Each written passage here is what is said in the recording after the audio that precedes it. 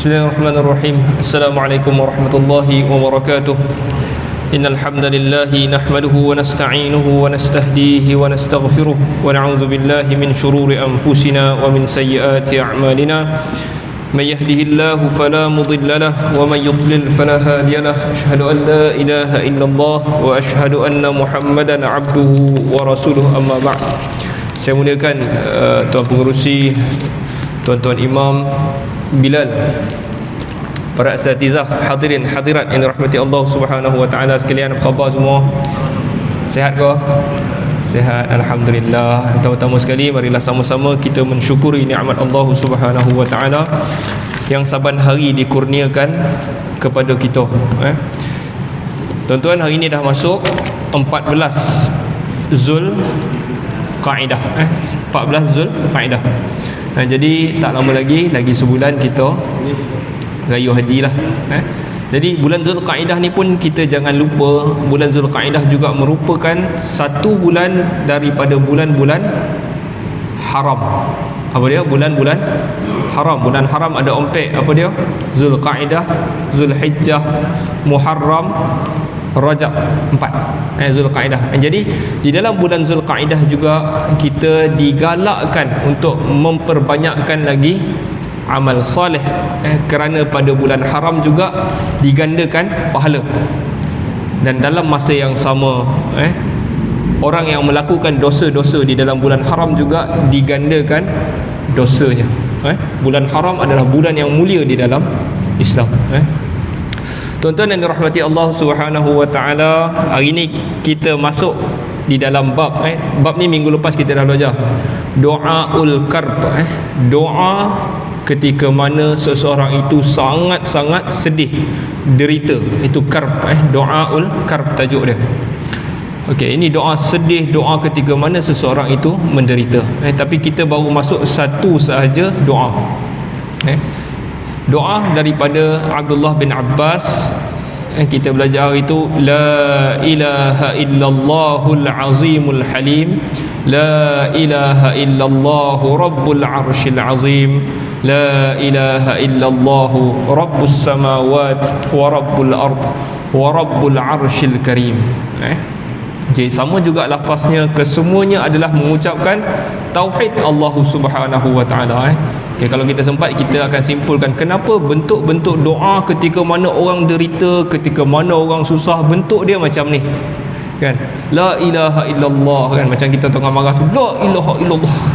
Yang tu tak betul lah, kan? Orang yang minta kepada Allah dia akan bunyinya bukan bunyi marah, kan? Ada orang tu dia marah, la ilaha illallah, apa kau dah buat ni, kan?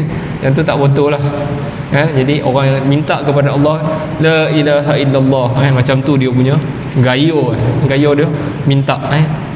Okey, jadi kita nak masuk kepada doa yang kedua, hadis yang diriwayatkan oleh an Abdurrahman bin Abi Bakrah. Okey, hadis ni diriwayatkan oleh Al-Imam Tirmizi, siapa lagi? An-Nasa'i, ramai ni, Imam Ahmad, Ibnu Majah, Imam Ahmad dan selain daripada mereka. Dan hadis ini sekurang-kurangnya pada darjat hasan. Kalau ikut komentar Al-Hakim di sini, Al-Hakim katanya sahih ala syarti Muslim. Maksudnya hadis ini sahih kalau ikut syarat Imam Muslim. Cumanya tidak ada sahaja di dalam sahih Muslim. Imam Muslim tak masukkan hadis ni, tapi kalau ikut syarat dia sahih macam sahih Muslim. Okey, cuma adalah pertikaian daripada komen Al-Hakim ni, tuan-tuan. Ini dalam ilmu hadis lah. Okey, tak apa. Kita terus kepada hadisnya. Hadisnya diriwayatkan daripada Abdurrahman bin Abi Bakrah. Abdurrahman ni siapa? Abdurrahman ini tabi'in. Tabi'in tak boleh riwayat daripada Nabi. Jadi diriwayat daripada siapa? An abihi, daripada bapa dia. Maksudnya tabi'in tak jumpa Nabi, macam mana nak riwayat daripada Nabi? Tabi'in tak jumpa Nabi. Kalau jumpa Nabi, kita kategorikan dia sebagai sahabi ataupun sahabat. Jumpa Nabi, sahabat. Tak jumpa Nabi, dia belajar dengan anak murid Nabi, dia belajar dengan sahabat, maknanya dia golongan tabi'in. Okey. Abdul Rahman adalah tabi'in, tapi dia ambil hadis ni daripada siapa? Abi Bakrah, ni bapak dia, ni bapak dia. Abi Bakrah ni adalah bapak dia. Siapa Abu Bakrah ataupun Abi Bakrah? Abi Bakrah, nama dia Abi Bakrah ataupun Abu Bakrah As-Saqafi. Nama penuh dia Nufai' bin Al-Harith bin Kaladah. Ada banyak nama lah, ada kata Nufai' bin Masruh, tetapi yang popular nama dia Nufai' bin Al-Harith. Dia ini tinggal aqama bil Basrah. Okey, selepas kewafatan Nabi dia tinggal di Basrah. Basrah di mana? Di Iraq. Dia adalah sahabi. Kemudian Hasan fantama ilai sanah okey. Dia ini hidup sampai pada zaman Ali dan juga Muawiyah. Ketika berlakunya perang Siffin dan juga perang Jamal. Perang Jamal di antara Aisyah dengan Ali, Aisyah dengan Ali, dan juga perang Siffin di antara Muawiyah dan juga Ali. Dan Abu Bakrah ini dia tidak ambil, dia tak side mana-mana, dia tak tim Ali, dia tak tim Muawiyah, ataupun dia tak tim Ali, dia tak tim Aisyah. Dia berlepas diri. Dan kedua peristiwa itu, perang Jamal dan juga perang Siffin, merupakan peristiwa sedih bagi orang Islam. Ramai sahabat yang meninggal. Okey, jadi kita nak tahu hadisnya apa. Dia kata Abu Bakrah ni ataupun Abdul Rahman riwayatkan daripada bapaknya. Dia kata qala Rasulullah sallallahu alaihi wasallam, bersabda Nabi sallallahu alaihi wasallam, da'awatul makrub, da'awatul makrub, ya, 36. Okay, da'watul makrub, doa orang-orang yang ditimpa kesedihan. Tadi karb, sedih, derita. Makrub adalah orang yang ditimpa derita, ditimpa sedih. Nabi kata doa orang yang ditimpa sedih, ditimpa derita. Apa doa dia? Allahumma, ya Allah, rahmataka arju, fala takilni ila nafsi tarfata ain, wa aslih li sya'ni kullah, la ilaha illa ant. Doa orang-orang yang ditimpa dengan kesedihan, penderitaan, dia membaca Allahumma, ya Allah, rahmataka arju, rahmatmu aku harapkan, rahmatmu aku harapkan, arju aku harapkan. Jadi dalam bahasa Arab, ayat yang betul, ayat yang normal adalah arju rahmatak. Terbalik. Yang betul adalah, ataupun yang normal, arju rahmatak, aku harapkan rahmat engkau. Tetapi diterbalikkan di sini menunjukkan al-hasar, yakni khas. Maknanya orang yang doa macam ni, rahmataka arju, maknanya maksud dia hanya aku harapkan rahmat kau, bukan. Maksud dia adalah aku tak harapkan benda lain, aku harapkan hanya rahmat kau. Itu maksud dia. Kalau kita terbalikkan, macam kita baca di dalam suratul Fatihah, iyyaka na'budu. Ayat yang normal adalah na'buduka. Itu ayat yang normal. Kami sembah engkau, bukan engkau kami sembah. Tetapi kalau kita terbalikkan, engkau kami sembah, maknanya kami tak akan sembah selain engkau. Faham? Jadi kat sini pun sama, rahmataka arju, hanya rahmat engkau sahaja yang aku harapkan. Fala takilni, maka jangan takilni, engkau wakilkan aku ini, ataupun jangan engkau wakilkan aku, ataupun jangan engkau tinggalkan aku, ila nafsi, kepada diri aku. Okey. Jadi tarfata ain, sekelip mata. Tarfata ain, yakni satu pergerakan mata. Macam kita berkelip mata ni, sekelip pun jangan kau tinggalkan aku. Itu maksud tarfata ain.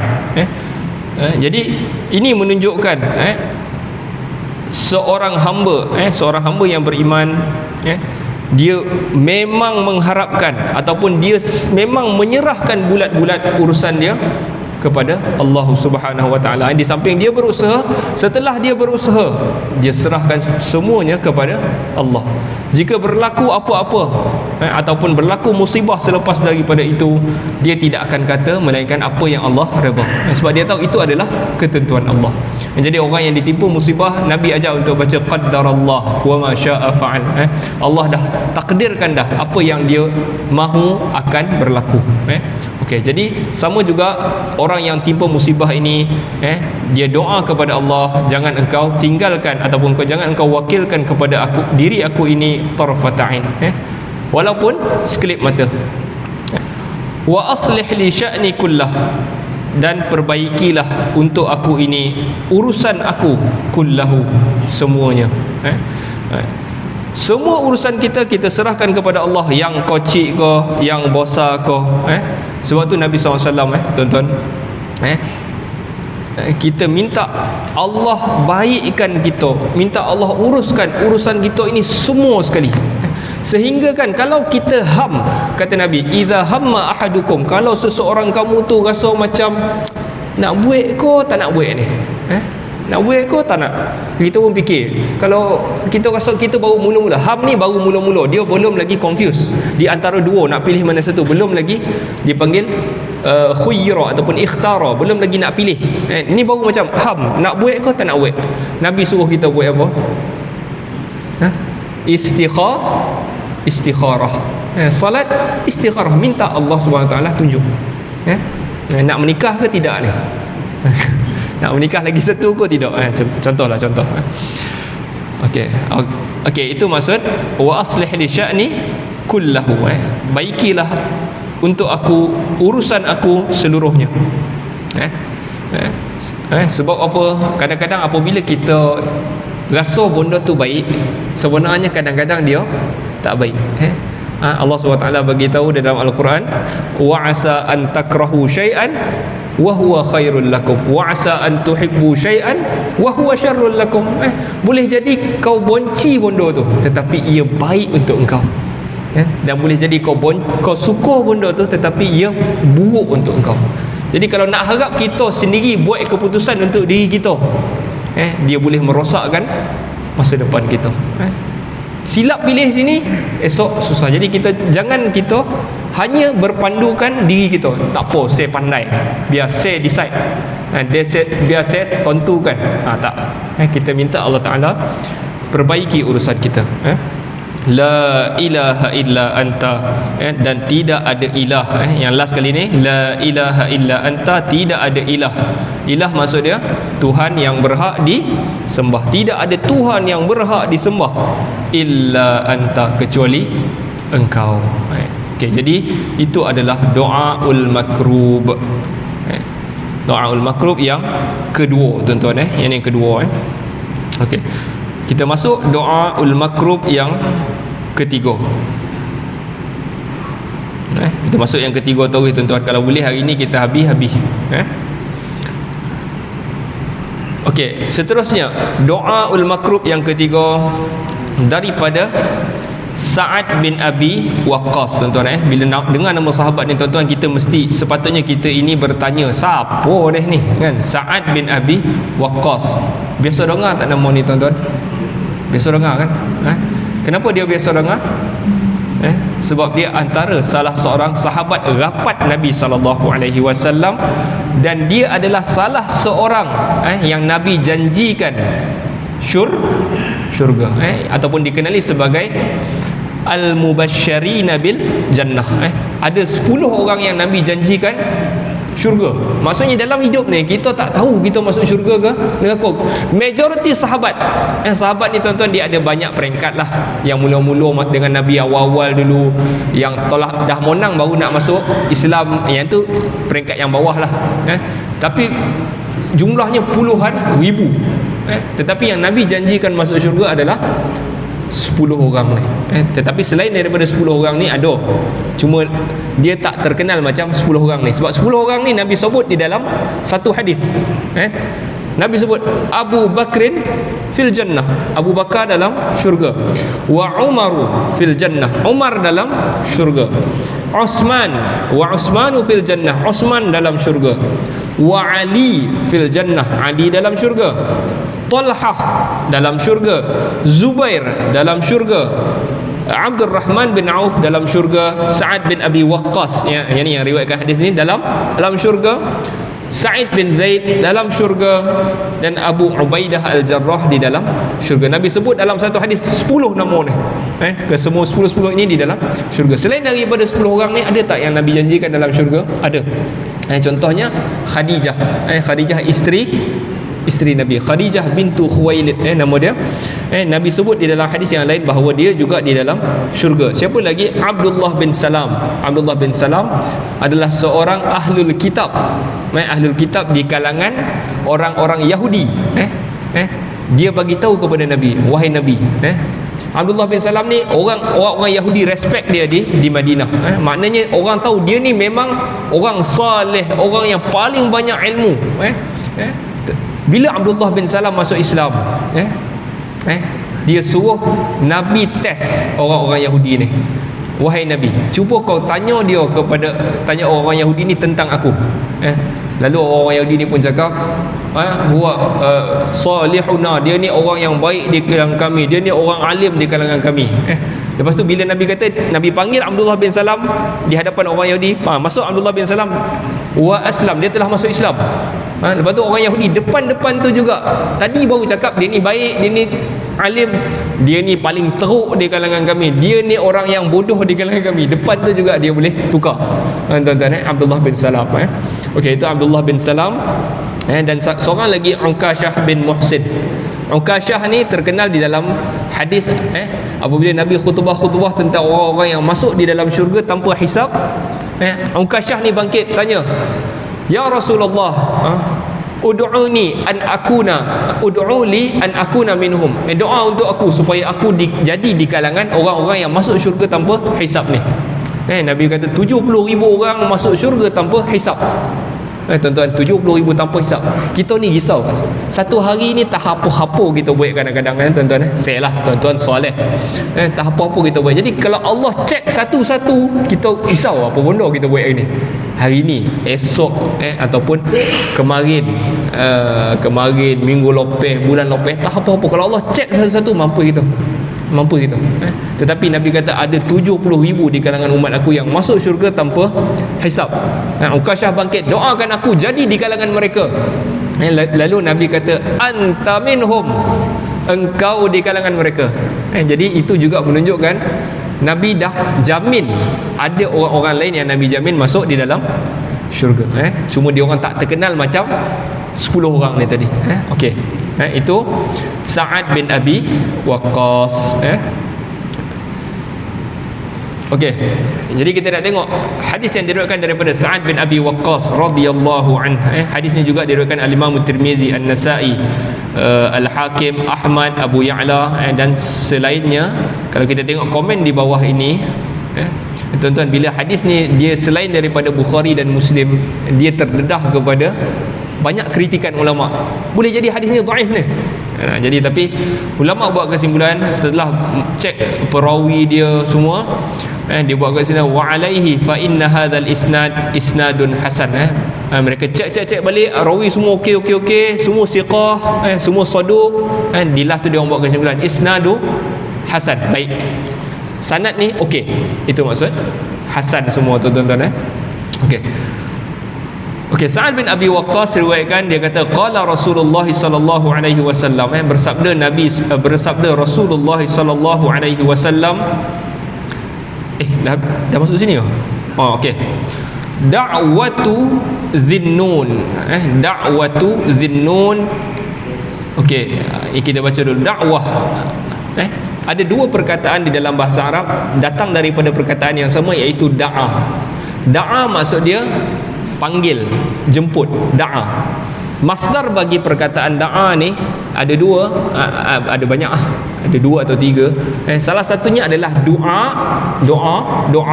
Da'a tadi jadi doa, ataupun jadi satu lagi perkataan yang ni, dakwah. Jadi doa dan juga dakwah maksud dia sama, iaitu panggil. Panggil, jemput, itu maksud. Tapi masuk kat sini panggil lah, panggil, kita panggil Tuhan. Okey, jadi ulama membezakan apa maksud doa dan juga dakwah. Dakwah, kalau maksud dia panggil Tuhan. Doa maksud dia boleh jadi doa ni di antara dua pihak. Dua pihak. Satu pihak panggil lagi satu pihak. Mungkin kita nak poi anak kita nak kahwin. Kan? Jadi kita nak panggil orang tu. Okey, satu pihak panggil lagi satu pihak. Tapi kalau kita kata doa, satu lagi pihak ni boleh terima, mustajab kan, terima sahut ataupun tak sahut. Itu doa. Jadi boleh jadi doa ni Allah terima atau tak terima, di atas sebab-sebabnya lah. Tetapi kalau kita kata dakwah maksud dia ia diterima. Jadi dalam Al-Quran pun sama. Dia kalau disebut dakwah maksudnya doa tu dah diterima. Dia panggil dia terima. Itu dakwah. Dalam surah Al-Baqarah tuan-tuan, adalah ketika Allah cerita tentang bulan Ramadan, Allah cerita syahrul Ramadan allazi unzila fihi al-Quran, semua lah bawah tu Allah sebut wa idza sa'alaka ibadi anni, apabila hamba aku itu bertanya tentang aku, fa inni qarib, sesungguhnya aku itu dekat, ujibu dakwah, aku terima panggilan mereka ini. Kalau hamba ini cari Tuhan, Tuhan kata Tuhan sahut, Tuhan jawab, ujibu dakwah, dakwah, situ okey, itu nak cerita tentang dakwah. Doa, Nabi nak beritahu doa yang diterima kat sini, da'watu zinnun, doa yang diterima. Zinnun, zi ni pemilik, an-nun ni ada dua maksud, satu huruf nun satu lagi ikan nun. Ikan nun apa tuan-tuan? Ikan paus. Jadi kita boleh faham doa ataupun panggilan si ikan paus. Si ikan paus. Siapa si ikan paus? Tak tahu tuan-tuan. Ini panggilan lain bagi Nabi Yunus. Zinnun, maknanya kita semua ni biasanya manusia tak ada kaitan langsung dengan ikan paus, tak ada, betul tak? Ada kaitan ke tuan-tuan dengan ikan paus? Tak ada, kan? Tetapi di kalangan manusia ni ada yang terkait rapat dengan ikan paus, iaitu Nabi Yunus. So di panggilan lain bagi Nabi Yunus adalah Zannun, Zunnun ataupun Zannun ataupun Zinnun. Zinnun, dia tengok baris lah, Zinnun. Jadi doa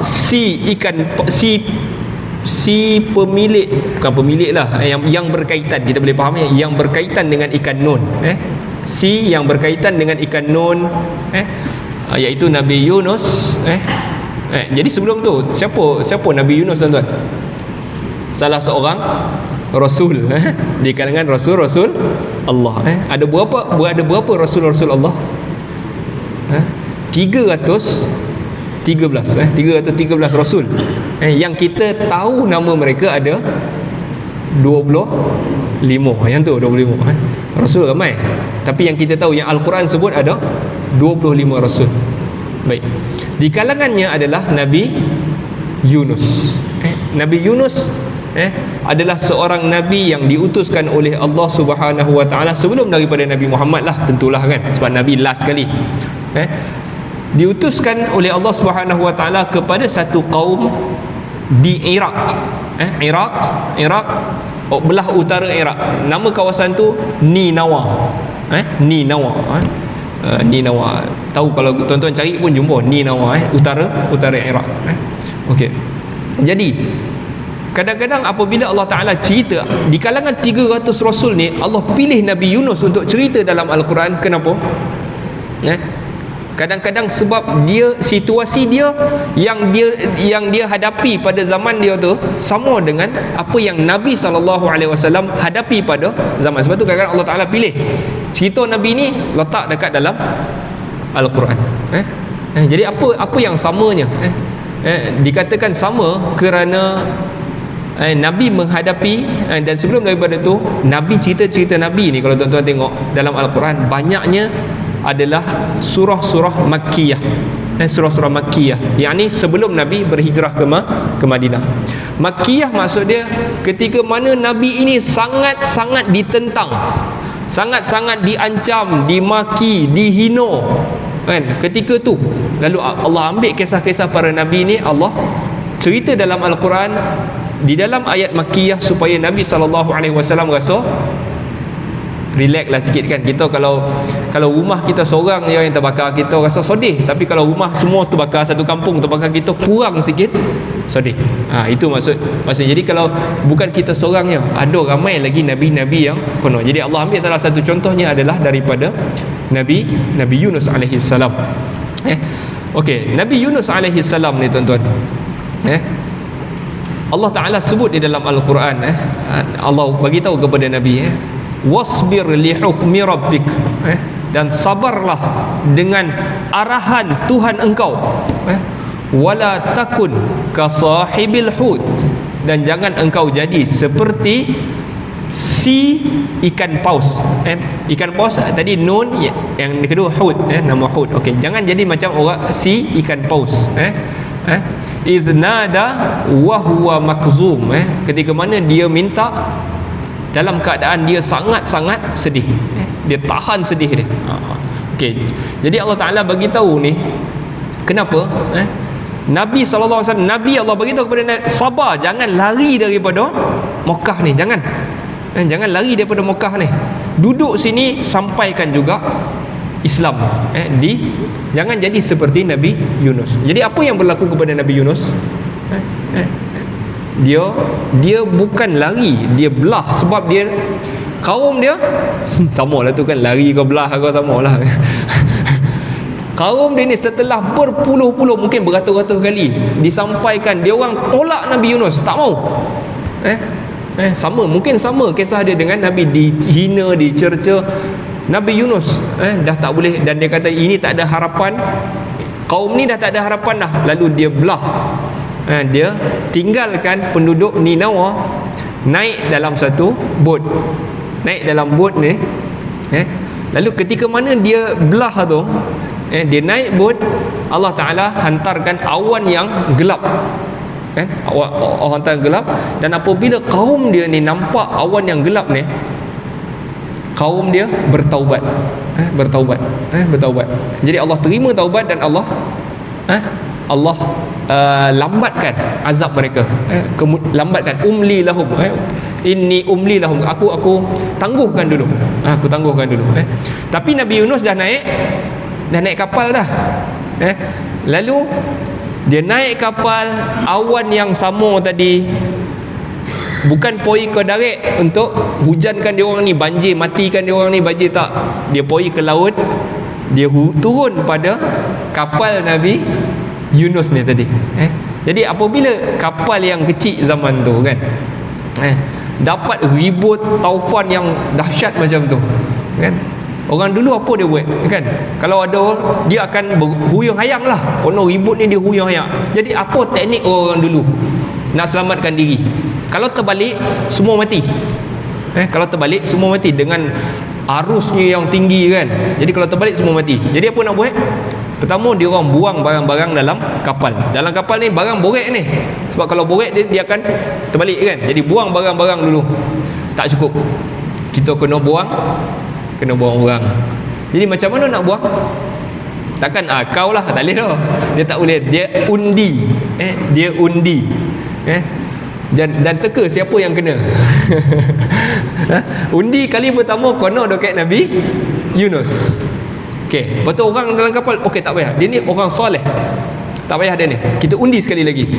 Kali kedua kena Yunus, kali ketiga kena Yunus. Lalu Nabi Yunus kata tak payah ikat, dia terjun. Jadi apabila dia terjun, ikan hud ataupun ikan nun ni tadi, ikan paus pun makanlah Nabi Yunus. Tapi dia tak makanlah kan, dia macam penjarakanlah di atas perintah Allah SWT. Dia macam penjarakan Nabi Yunus di dalam perut dia. Dan apabila Nabi Yunus sedar daripada pengsan dia di dalam perut tu, dia sujud dan dia doa. Dan doa itulah yang kita nak belajar hari ni, tuan-tuan. Okey. da'watu, begitu patah balik cerita tadi, da'watu Zinnun, doa si ikan paus, ataupun si pemilik si yang berkaitan dengan ikan paus, izda'a biha, ketika mana dia berdoa dengannya, izda'a biha, ketika mana dia berdoa dengannya, iaitu doa dengan doa tu tadi, dakwah ni tadi, wa huwa, dan ketika itu dia di dalam perut hud, wa huwa fi batnil hud, dan dia pada ketika itu, waw ni waw ma'iyah, pada ketika itu dia dalam perut hud. Apa doa dia Nabi ajar ataupun Nabi bagi tahu kepada kita, ini doa, dan dalam Al-Quran pun ada, la ilaha illa anta, tidak ada ilah kecuali engkau, tidak ada ilah kecuali engkau, ilah Tuhan yang berhak kecuali engkau. Jadi kita kena tahu ada dua sirah, la ilaha illallah dan juga la ilaha illa anta. Jadi apa beza dia? La ilaha illallah dia macam jauh sikit, tidak ada Tuhan kecuali Allah, Allah kan, Allah. Tapi kalau la ilaha illallah, tidak ada Tuhan kecuali engkau, dia macam lebih dekat, lebih dekat.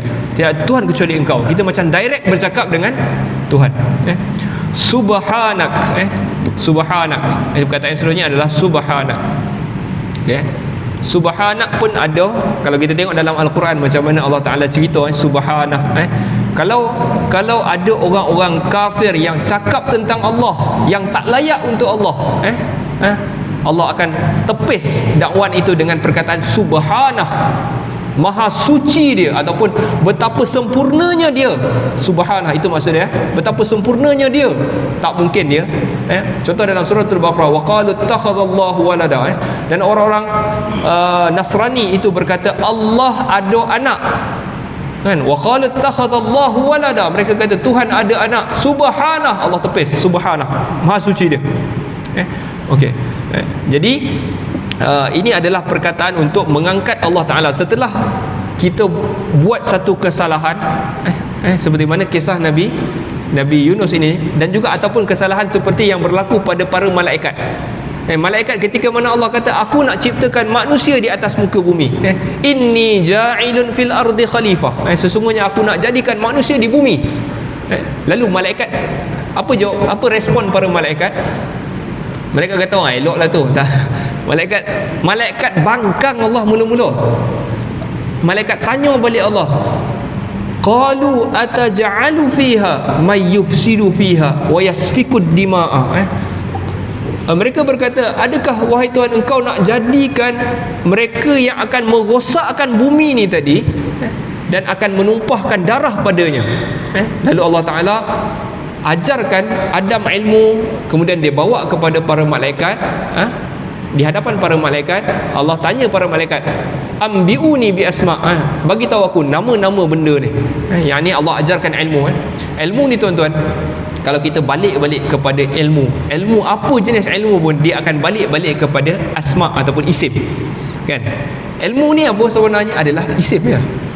Contohnya ilmu dalam sains, orang kata quantum physics, kan, quantum, dia adalah asma, dia adalah kata nama. So kita tak faham apa bondo quantum physics ni, kan, ataupun apa ilmu astronomi ni apa bondo, dia adalah balik kepada istilah. Jadi Allah Ta'ala ajarkan macam-macam ilmu kepada Adam. Lepas tu Allah tanya kepada malaikat, bagi tahu kat aku benda-benda ni. Malaikat yang tadi dipertikai Allah, dia sebut subhanaka la ilma lana illa ma 'allamtana innaka antal alimul hakim. Subhanak, ya Allah, aku betapa sempurnanya engkau, kan, aku tak maksud nak melampau atas kau. Dia rasa bersalah, dia akan sebut subhanak. Itu perkataan yang diucapkan, perkataan yang sama diucapkan oleh Nabi Allah Yunus. Subhanak, maha suci engkau, ataupun betapa sempurnanya engkau. Inni, sesungguhnya aku kuntu, dahulu, ataupun sekarang ni lah, kuntu maksudnya aku hari tu, kuntu minaz zalimin, di kalangan orang-orang yang zalim. Aku zalim, aku buat salah, orang yang bertindak zalim ke atas diri. Okey, Ya, jadi doa dia sampai sini ya. La ilaha illa anta subhanaka inni kuntu minaz zalimin. Ini saja doa dia dengan la dekat di atas ni kan. Yang lain ni adalah sirah hadis. Nabi kata fa innahu, maka sesungguhnya ia lam yad'u, tidak berdoa biha dengannya, rajulun, seorang lelaki muslim, seorang lelaki muslim, fi syai'in, pada suatu apa pun, qat, pada suatu apa pun, illa stajaballahu lahu, kecuali pasti Allah mustajabkan untuk ni.